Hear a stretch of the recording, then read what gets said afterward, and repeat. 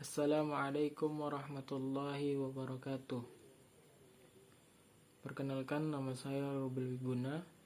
NIM saya 1202071014 1. Baiklah, saya di sini mahasiswa ilmu hukum semester 4. Tujuan saya membuat video ini adalah untuk memenuhi tugas ujian akhir semester dari mata kuliah metode penelitian. Dosen pengampu Dr. Muhammad Darwis SHMH. Baiklah, berikut hasil presentasi saya. Pertama, judul presentasi saya yaitu pertimbangan hakim dalam memutuskan perkara cerai talak sebagai dampak sosial media. Yang pertama, latar belakang.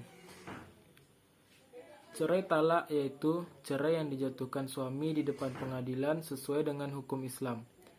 Di dalam pengadilan agama, selain cerai talak ada juga istilah cerai gugat. Talak menurut pasal 117 KHI adalah ikrar suami di hadapan pengadilan agama yang menjadi salah satu sebab putusnya perkawinan. Dengan demikian, bahwa cerai talak adalah terputusnya tali perkawinan atau akad nikah antara suami dan istri dengan talak yang diucapkan suami di depan sidang pengadilan agama.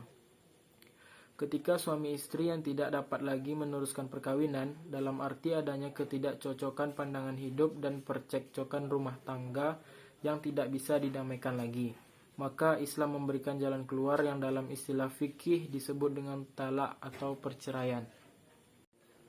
Kemajuan teknologi elektronik komunikasi semakin berkembang seiring berjalannya waktu, yang mana dengan perkembangan tersebut semakin membuka peluang kepada pasangan suami istri untuk berbuat curang atau selingkuh dengan seorang yang bukan mahramnya. Kemajuan teknologi elektronik komunikasi juga semakin berkembang seiring berjalannya waktu, yang mana dengan perkembangan tersebut semakin membuka peluang kepada pasangan suami istri untuk berbuat curang atau selingkuh dengan seorang yang bukan mahramnya. Perselingkuhan secara terminologi adalah kegiatan seksual atau emosional yang dilakukan oleh salah satu kedua individu terkait dalam hubungan berkomitmen dan dianggap melanggar kepercayaan atau norma-norma hubungan dengan eksklusivitas emosional seksual. Selanjutnya masuk pada rumusan masalah. Rumusan masalah yang penulis ambil di sini yaitu apa saja yang menjadi faktor utama penyebab putusan nomor 61 garis PDT titik G garis miring 2018 titik PA titik SGT. Ini adalah putusan hakim. Yang kedua, apa yang menjadi pertimbangan hakim dalam memutuskan perkara nomor 61 garis miring PDT titik G garis miring 2018 titik PA SGT. Kemudian masuk kepada bab 2 yaitu kajian teoritis. Yang pertama yaitu faktor yang memicu terjadinya perselingkuhan sehingga terjadinya cerai talak sebagai dampak sosial media.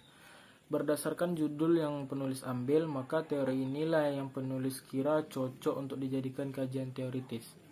Ketika suami istri yang tidak dapat lagi meneruskan perkawinan, dalam arti adanya ketidakcocokan pandangan hidup dan percekcokan rumah tangga yang tidak bisa didamaikan lagi, maka Islam memberikan jalan keluar yang dalam istilah fikih disebut dengan talak.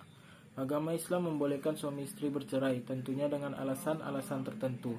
Meskipun perceraian membolehkan suami istri bercerai, tentu hal tersebut sangat dibenci oleh Allah Subhanahu wa taala. Perceraian merupakan solusi terakhir yang dapat ditempuh oleh suami istri dalam mengakhiri ikatan perkawinan setelah mengadakan upaya perdamaian secara maksimal. Kemajuan teknologi elektronik komunikasi juga semakin berkembang seiring berjalannya waktu, yang mana dengan perkembangan tersebut semakin membuka peluang kepada pasangan suami istri untuk berbuat curang atau selingkuh dengan seseorang yang bukan mahramnya. Tren perselingkuhan banyak terjadi dalam kehidupan keluarga. Perselingkuhan merupakan salah satu aspek kehidupan keluarga dan sering menjadi sumber permasalahan. Perselingkuhan seorang istri merupakan bentuk penyimpangan tindakan anggota keluarga dilakukan tanpa sepengetahuan suaminya. Demikian juga sebaliknya, perselingkuhan dilakukan di berbagai aspek kehidupan keluarga, seperti keuangan, kebijakan keputusan, seksual, persahabatan, hubungan dengan orang tua, pekerjaan, dan sebagainya. Perceraian berdampak sosial media sebagai fokus pembahasan penulis perlu dikaji dan diteliti karena relevan dengan maksud dan tujuan perkawinan, yaitu membentuk keluarga sakinah, mawaddah, dan warahmah. Perselingkuhan dapat mengurangi makna kebahagiaan perkawinan, namun masih saja terjadi sesuai dengan dinamika masyarakat dan perkembangan zaman. Kemudian interaksi yang tidak islami. Kemudian yang kedua, pertimbangan hakim dalam memutuskan perkara. Hakim membuat pertimbangan dengan memperhatikan alasan-alasan dari pemohon. Alasan pemohon ini akan dikaji untuk akhirnya dibuat putusan. Oleh karena itu, putusan hakim sepatutnya harus sesuai dengan permohonannya, baik itu mengabulkan atau menolaknya. Menurut Peraturan Pemerintah Nomor 9 Tahun 1975 tentang Pelaksanaan Undang-Undang Nomor 1 Tahun 1974 tentang Perkawinan hanya mengatur tentang tata cara perceraian, yaitu dalam pasal 114 yang menyatakan bahwa seseorang suami telah melangsungkan perkawinan menurut agama Islam yang akan menceraikan istrinya mengajukan surat kepada pengadilan di tempat agar diadakan sidang untuk keperluan itu. Alasan yang dimaksud dalam pasal 114 tersebut adalah sebagaimana diatur dalam pasal 116 KHI, yaitu terjadinya perceraian dengan pasangan suami istri. Kajian terdahulu. Dalam telaah pustaka yang telah dilakukan, penulis tidak menemukan penelitian yang membahas tentang dampak sosial media yang menggunakan konflik keluarga. Di sisi lain, penulis telah menemukan beberapa penelitian yang membahas tentang dampak dari sosial media bagi keluarga, akan tetapi bukan dipandang dari perspektif teori konflik keluarga. Penelitian tersebut adalah sebagai berikut. Yang pertama yaitu Yuli Astuti, mahasiswa program studi hukum keluarga, Fakultas Syariah dan Hukum Universitas Islam Negeri Syarif Hidayatullah, yang berjudul Facebook sebagai pemicu perselingkuhan yang berdampak pada perceraian. Analisis putusan Pengadilan Agama Tegal perkara nomor 0061-G/2011-PA.TG. Penelitian ini membahas tentang mengenai analisis kasus perceraian. Hasil dari putusan pengadilan agama yang mana pada kasus tersebut bermula dari perselingkuhan yang terjadi dalam sosial media, yaitu Facebook. Kemudian masuk pada bab 3, yaitu metode penelitian. Metode penelitian yang penulis ambil di sini yaitu menggunakan metode penelitian kualitatif.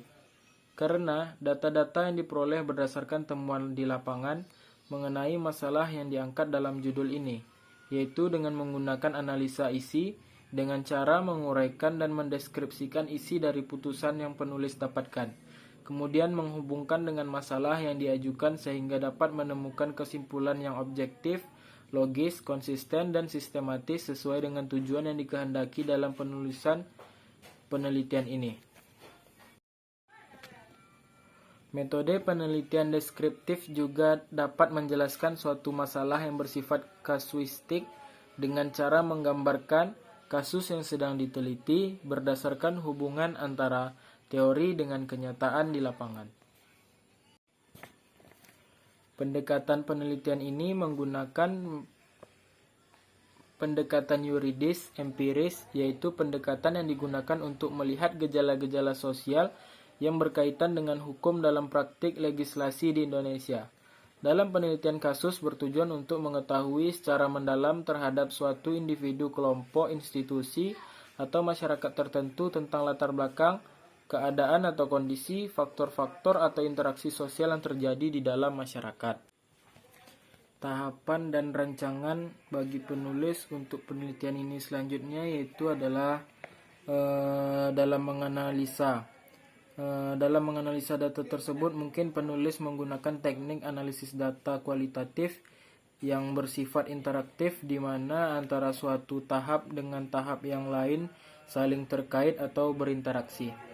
yaitu dengan cara mereduksi data, menyajikan, dan kemudian penulis menarik kesimpulan kegiatan komponen itu dan dapat penulis jelaskan di penelitian selanjutnya. Sumbangsinya bagi ilmu pengetahuan yaitu di sini penulis berharap penelitian yang penulis buat ini dapat memberikan kontribusi yang cukup besar bagi para pembaca maupun para mahasiswa dan kalangan muda, bagi yang belum menikah dan hendak menikah, agar penelitian yang penulis teliti ini dapat menjadikan atau memberikan pengalaman bagi mereka kalangan muda yang hendak menikah, supaya bisa membentengi diri dari hal-hal apa saja yang membuat pintu-pintu perselingkuhan itu terjadi. Seperti halnya yang kita ketahui, yang mana penulis paparkan dalam penelitian tersebut, salah satunya yaitu perkembangan teknologi yang sudah canggih. Hal tersebut dapat membuka celah-celah bagi untuk melakukan kegiatan kecurangan seperti perselingkuhan. Sedikit kurangnya penelitian ini semoga bisa memberikan kontribusi yang layak bagi mereka yang membaca penelitian ini. Saya akhiri. Assalamualaikum warahmatullahi wabarakatuh.